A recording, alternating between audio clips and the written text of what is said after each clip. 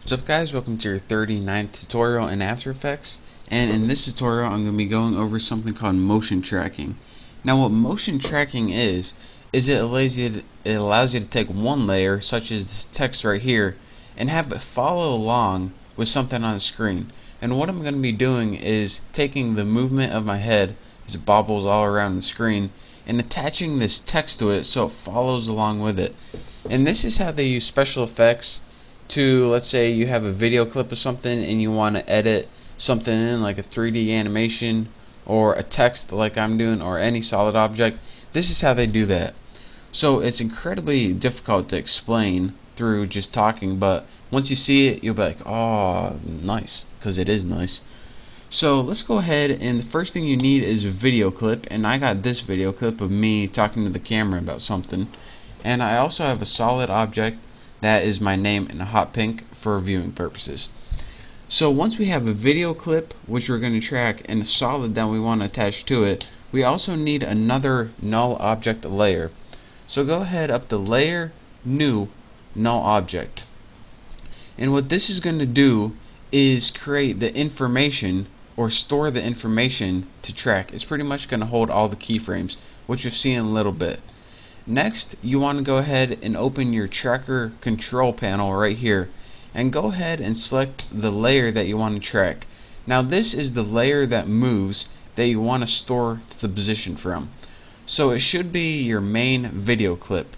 And once you have this selected, go ahead and click track motion. Now you can see that everything else disappears, like your text layer and everything else. This is because you don't need that now. You only want to work with track motion from here. So as you can see, you got your composition panel right here in this new layer that you can track motion.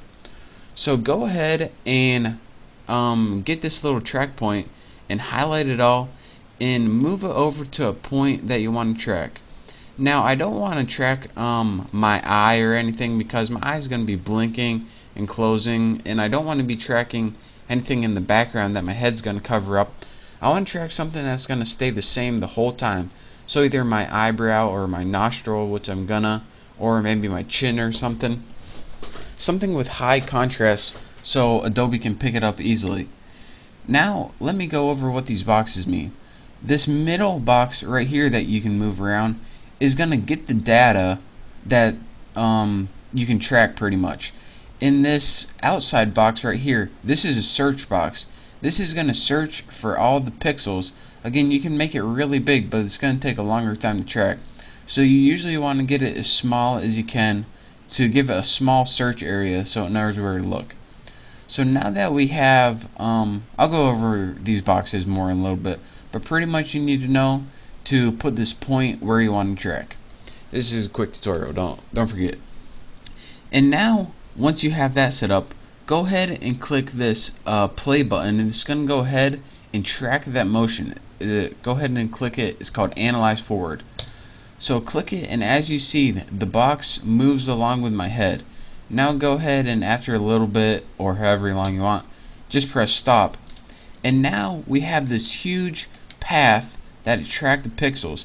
And if there's one pixel, sometimes one pixel gets like way off. Maybe it would track my eye for like a half a second.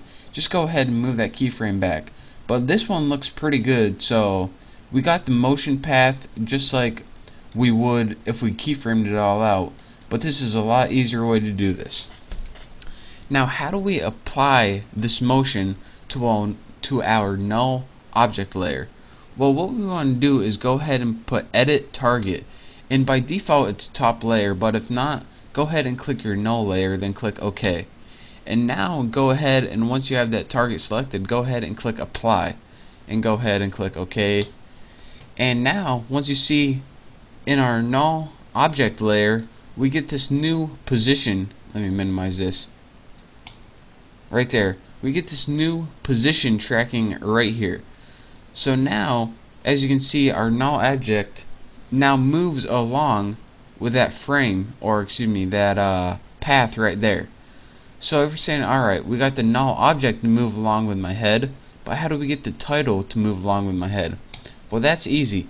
Anytime you want a title to stick to a null object, all you have to do is highlight the title right here and click parent and click whatever you want it to parent to.